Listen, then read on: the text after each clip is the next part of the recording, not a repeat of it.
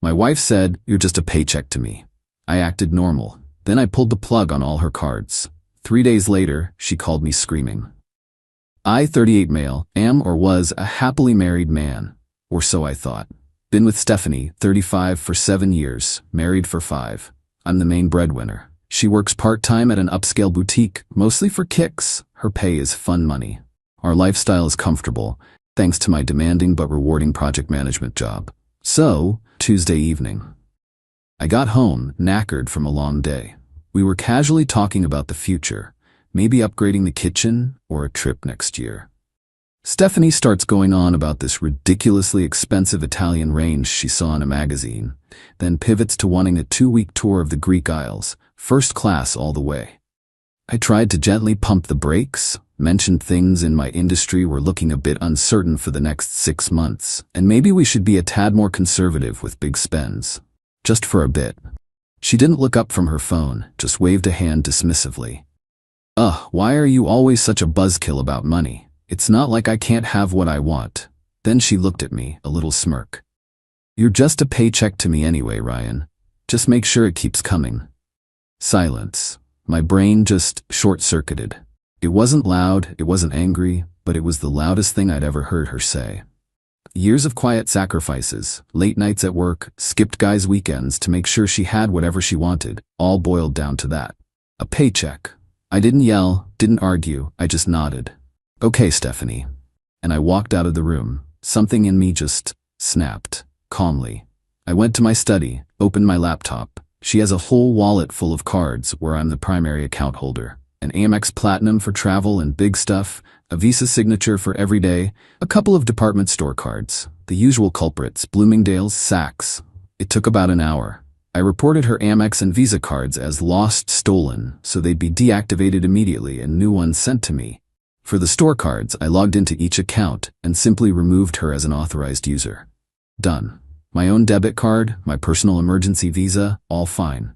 Secure. It's now Friday morning. Almost 72 hours later. She hasn't said a word, hasn't noticed a thing. Business as usual. She's off this afternoon for a major retail therapy session with her bestie Laura. Supposedly they're hitting some high-end furniture showrooms. My phone is on my desk, on silent. But I'm waiting. The explosion is imminent, I figure. Part of me feels sick, part strangely liberated. We'll see. Update, well, it happened. As predicted. Quick recap for anyone new. Wife, Stephanie, told me, 38M, I was just a paycheck to her. I didn't react outwardly, but later that night I canceled all the credit cards she uses that are tied to my accounts. Friday, around 2:30 p.m. I was deep in a spreadsheet at work when my phone, on silent, started vibrating like it was having a seizure. It was Stephanie. I let it go to voicemail. It immediately started ringing again and again. On the 4th try, I picked up, put it on speaker, leaned back. Ryan, what on earth did you do? Pure rage. I could practically hear steam from her ears. My cards are all declined. Every single one. I'm at Artisan Interiors trying to buy that gorgeous chaise lounge she saw, and I look like a complete idiot. Laura is just staring at me like I'm some kind of peasant. I took a breath. Oh, really? Which cards specifically, Stephanie? Trying to sound mildly concerned like I'd forgotten to pay a bill. All of them, you fool, she shrieked. The Amex, the Visa, even my Saks card. What is wrong with you? Are you broke? Did your company finally figure out you're useless? You're embarrassing me. There it was, her embarrassment. No, Stephanie, I didn't forget to pay anything, I said, keeping my voice level. And no, I'm not broke. I canceled them. Or rather, I removed you as an authorized user from my accounts. Dead silence on the other end, for about 5 seconds. Then, a sputtering sound. You did what? Without asking me. How dare you? Those are my cards. I need them. How am I supposed to buy things? How am I supposed to live? The sheer entitlement. My cards. Well, I said, you did clarify my primary function in our marriage. You said I was just a paycheck. So, consider the associated benefits of said paycheck currently under review. You have your own bank account, Stephanie. The money from your boutique job. You can use that. I swear I heard a gasp. My boutique money? That's for my little treats, my lattes, my manicures, not for necessities or chaise lounges. This is financial abuse. You're controlling me. Turn them back on, Ryan, right now. No, Stephanie, I don't think I will, I said. We clearly need to have a serious discussion about our finances and our marriage. But not while you're screaming at me from a furniture store. I'll see you at home tonight. I hung up. She came home a few hours later, walked in, slammed her purse, a $2 Prada I paid for last Christmas, on the hall table and glared at me. Didn't say a word, just seething. Apparently, Laura had to pay for their coffees after the Artisan Interiors debacle. The humiliation. The evening brought dramatic sighs, muttered comments about me being a vindictive sort, and her pointedly eating cereal for dinner because she couldn't afford real food. Our fridge is full. It's a weird feeling, this. Like, a weight has been lifted, but it's also heavy, you know? This is the woman I married. But those words, just a paycheck, they replay in my head. I told her we'd talk properly on Saturday. I'm not backing down. This isn't just about money anymore, it's about respect. Or the total lack of it. Update 2. Thanks for the comments on my last post. It helped to write it out and see I'm not crazy. Recap. Stephanie called me a paycheck. I canceled her access to my credit cards. She had a meltdown. We were due to talk. The talk happened Saturday morning, or rather her list of demands happened. I made coffee, sat at the kitchen table. She finally graced me with her presence, arms crossed, eyes narrowed. Okay, Ryan, she began, no preamble. This little power trip of yours has gone on long enough. I expect you to call the credit card companies Monday morning and fix this mess. And frankly, I think I deserve a pretty substantial apology for the public humiliation you caused. I just looked at her. Stephanie, this isn't a power trip. It's a consequence. Your comment wasn't just some throwaway line. It made me reevaluate everything. I'm supposed to be your husband, your partner, not an ATM. She actually scoffed. Oh, don't be so melodramatic. It was a figure of speech. I was frustrated because you were being difficult about the kitchen. You know, I didn't actually mean it like that. You're just being overly sensitive as usual. Gaslighting 101. My turn. It didn't sound like a slip of the tongue, Stephanie, I said, keeping my voice firm but calm. It sounded like something you've thought for a while, and it finally slipped out. For years, I've worked very hard, and it seems my entire worth in this marriage has been distilled down to the balance on my bank statement. This is where it got interesting, or more infuriating. Her dirty trick 1, weaponizing appearances and family. So what now? She said, her voice rising. You're just gonna cut me off? Leave me with nothing? Make me look like some kind of pathetic gold digger to everyone? My mother already called me. Laura apparently told her cousin, who's friends with Mom, about the incident at Artisan Interiors. Mom thinks you're being incredibly cruel and controlling. So the PR campaign against me had already begun. Nice. You have a job, Stephanie, I reminded her. You earn money, you're not destitute. You just don't have unlimited, unquestioned access to my income for your discretionary spending anymore. We can absolutely sit down and create a household budget. We can allocate funds for shared expenses, bills, groceries, things we both use. But your solo shopping extravaganzas on my credit cards are over. The word budget seemed to physically repel her. A budget? She sneered, like I'd suggested we forage for berries in the park. Like we're poor? I don't do budgets, Ryan. I never have. If I see something I want, and I can get it, I get it. That's how it's always been with us. The sheer entitlement, the disconnect from reality, like talking to an expensive, well-maintained wall. Her dirty trick 2, malicious compliance and playing the victim. The next few days were a masterclass in passive aggression. She was ostentatiously poor. She let her yoga studio membership lapse, paid from her boutique earnings usually. Can't afford it anymore, I guess. She'd sigh dramatically if I was in earshot. She forgot dry cleaning. No money, honey. When I asked what she wanted for dinner, oh, I don't know, Ryan. What can we peasants afford tonight? Maybe a single shared potato? Our joint grocery bill is usually handled by me anyway, but any little extras she used to pick up, her fancy imported dark chocolate, the expensive artisanal cheese, she made a show of not buying them. I also found out she'd tried to use an old emergency-only Visa card I'd forgotten was even in her wallet. It's linked to my account, but has like a $500 limit. It was declined, of course, as I'd put a freeze on it too after the initial cancellations. She didn't mention that attempt. Honestly, guys, some evenings I just sit in the driveway for 10 minutes after work. just to take a deep breath before walking in. It's heavy.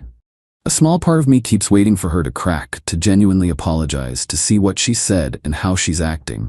But it's just more entitlement, more demands, more subtle and not so subtle digs. I did something else too.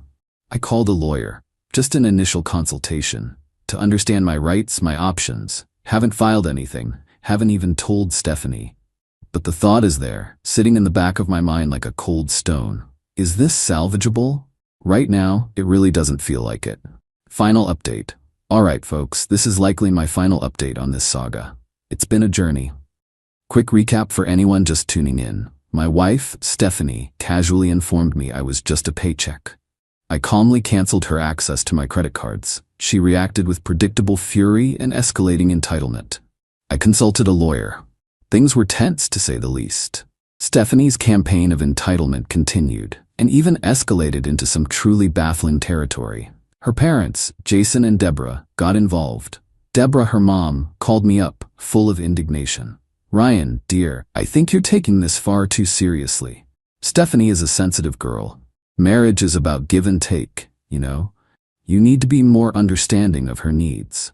I calmly explained the paycheck comment, her subsequent behavior, her refusal to contribute financially to anything beyond her personal whims despite having her own income, and my willingness to establish a fair household budget. Deborah huffed that Stephanie wasn't raised to be a pauper and that I was damaging her spirit. Jason, her dad, mumbled something like, "Now Deborah, let's hear his side," but she talked right over him. He sounded embarrassed, mostly. The call ended with Deborah saying I needed to make things right, and soon. Stephanie tried getting her own credit cards. Unsurprisingly, with her minimal income, barely declared, and no real credit history, she'd always piggybacked on mine. The offers were insulting to her. We're talking low limits and high APRs. She actually cried about that, real tears. How am I supposed to maintain my lifestyle with a $1,000 limit? She was forced to use her boutique money for her gas, her daily $7 oat milk lattes, her takeout lunches with Laura. She complained endlessly. "I made $350 last week and it's all gone already. This is ridiculous. How do normal people even survive?" The lack of self-awareness was, and is, astounding. Then came dirty trick 3, the one that really sealed the deal for me. I got a fraud alert text from my mobile phone provider, then an email. Someone had tried to authorize changes to my account, including requesting a disconnection, claiming to be me. They failed because although she knew my old security answers, the call flagged for review. My provider mentioned the voice didn't match my biometric profile, and a sharp agent also noted inconsistencies in the request itself, then alerted me. I had a sinking feeling. I confronted her that evening, showed her the alert. She actually tried to laugh it off. "Oh my goodness, Ryan, it was just a silly prank. Can't you take a joke? I was just trying to get your attention. Trying to disconnect my phone." As a prank. My work depends on that phone. My sanity depends on it. That was it. The last straw. The point where any lingering hope that we could fix this just evaporated. The paycheck comment was bad enough. The entitlement was grating. But this was malicious. I moved into the guest room that night. The following Monday, I formally filed for divorce. The revenge, if you can call it that, was simply letting reality bite her, hard. Her lawyer, a real shark in a skirt, tried to argue for massive spousal support, citing the lifestyle to which she had become accustomed. My lawyer, a calm, methodical guy named Edward, presented the timeline. Her paycheck comment. I'd logged the date, time, and exact wording immediately after it happened. Her consistent refusal to seek more substantial employment or contribute meaningfully to household expenses from her existing income. Copies of her own social media posts bragging about shopping sprees, paid by me. And the cherry on top? The documented attempt to sabotage my phone service. The judge, a no-nonsense woman in her late 50s, was visibly unimpressed with Stephanie's claims and her lawyer's theatrics. The paycheck comment particularly resonated negatively. When Stephanie claimed she was emotionally distraught and didn't mean it, the judge just raised an eyebrow. The fallout for Stephanie was significant. Spousal support was awarded, but it was minimal and for a very limited duration. Basically a soft landing, not a lifetime pension. far, far less than she and her lawyer demanded. She had to sell her SUV. It was a lease, co-signed by me when times were good. I made it clear I wouldn't be making any further payments post-separation. She couldn't afford the payments or the insurance on her own. Last I saw, she was driving a much older, smaller hatchback. She had to move out of our house. It was technically mine before the marriage, but the equity accrued during our time together was a marital asset. She couldn't afford to buy out my share, nor manage the mortgage and upkeep. She's now renting a small apartment in a less desirable part of town. Her social circle took a hit. Friends like Laura, who were always happy to enjoy cocktails on my tab or attend parties I funded, kind of faded into the woodwork once Stephanie wasn't a source of freebies and lavish entertainment anymore. Turns out, their friendship was as transactional as her view of our marriage. The boutique job? Yeah. Once she actually needed the money, the pressure was on. The owner, who had indulged Stephanie the hobbyist, was less thrilled with Stephanie the grumpy, unreliable employee who suddenly needed more hours but only wanted the good shifts. She was eventually let go due to not being a team player and a negative attitude after being asked to do stockroom work. I heard through the grapevine she struggled for a bit to find anything else that suited her tastes and skills, or lack thereof, for anything serious. The last I heard from a mutual acquaintance, she was waitressing at a chain restaurant, complaining bitterly about rude customers and sore feet. I didn't do anything to actively ruin her. I just stopped the flow from the First National Bank of Ryan. She called me a paycheck, so the paycheck exercised its right to, well, stop paying for things that weren't its responsibility. The consequences are entirely of her own making. Her sense of entitlement was like a designer's shield. And once I stepped aside, the unvarnished reality of the world just smacked her in the face. There's no real ha-ha gotcha satisfaction in any of this. It's profoundly sad, actually. Sad that this is who she chose to be, or maybe who she was all along, and I was too blind or too busy to see it. The first few weeks after she officially moved out were incredibly quiet, eerily so. I won't pretend there weren't moments of loneliness, of missing the idea of the woman I married. But then I'd remember, "You're just a paycheck to me," or the attempt to cut off my phone, and the resolve would harden again. I did the right thing. For my finances, yes, but more importantly, for my self-respect. I'm doing okay now. The divorce was finalized last month. The quiet in the house is now peaceful. I'm focusing on work, which picked up. I've reconnected with old friends and started cycling again. Dating is the furthest thing from my mind, but for the first time in a long time, I feel calm. My bank account is definitely healthier, but so is my mental state. It's a strange, bittersweet kind of victory. Oh, and I bought myself that fancy Italian espresso machine last week. The one Stephanie always said was an utterly pointless extravagance. Whenever I'd suggested it, usually right before she dropped $600 on a new handbag, I make myself a perfect cappuccino every morning. It's a small thing, but it's mine. And it's not just a transaction. So, yeah. That's my story. If you ever find out you're just a paycheck to someone, maybe it's time to stop payment. You're worth more than that. We all are.